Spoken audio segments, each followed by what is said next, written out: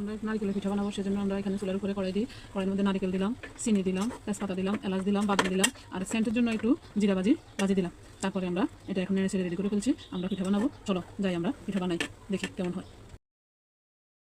বলো বন্ধুরা, একটু আগে তোমাদেরকে যে দেখাচ্ছিলাম নারকেলের ফুল করে নিয়ে আসছি, দেখো এখন নারকেলের ফুল দিয়ে আমরা কিভাবে পিঠা বানাই।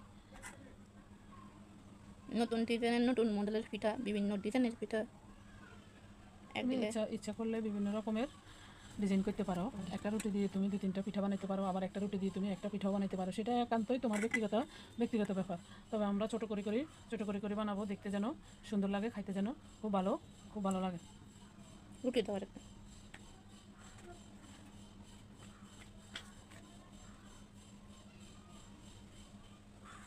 একটা রুটির উপরে আরেকটা রুটি বসাই দিলাম। এখন আমরা পিঠার এটা নির্ধারিত করবো যে কোন জায়গা থেকে আমরা পিঠাটা বাইট করব। দেখো এখানে আমাদের একটা পিঠা তৈরি হচ্ছে।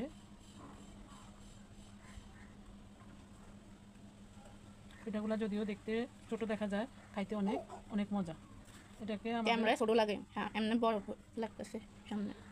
আমাদের দেশে পিঠাগুলোকে নারিকেলের পুলি পিঠা বলে। তোমাদের দেশে কি পিঠা নামে পরিচিত, বা তোমরা কে কি পিঠা বলো, তোমাদের কোন জেলায় কি পিঠা বলে, সেটা আমাদেরকে কমেন্ট বক্সে জানাইও। তাহলে আমরা জানতে পারবো যে কোন জেলাতে কি নাম। খুব সুন্দর করে আস্তে আস্তে ধীরে ধীরে আমরা কেটে নিচ্ছি। একটা রুটি দিয়ে আমাদের 4টা পিঠা হয়ে গেল। দেখতেছো আমাদের পিঠার ডিজাইনগুলো খুব সুন্দর। তোমরা কে কী রকমের ডিজাইন জানো, কী ডিজাইনে বানাও, আমাদেরকে অবশ্যই জানাতে ভুলবা না।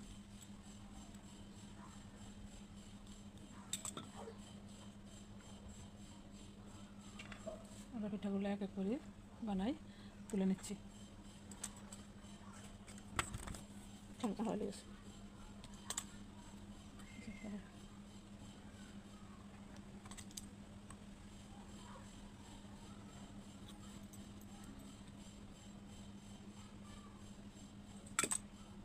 দেখো বন্ধুরা কি সুন্দর একটা পাতার শেপ দিয়ে দিছি।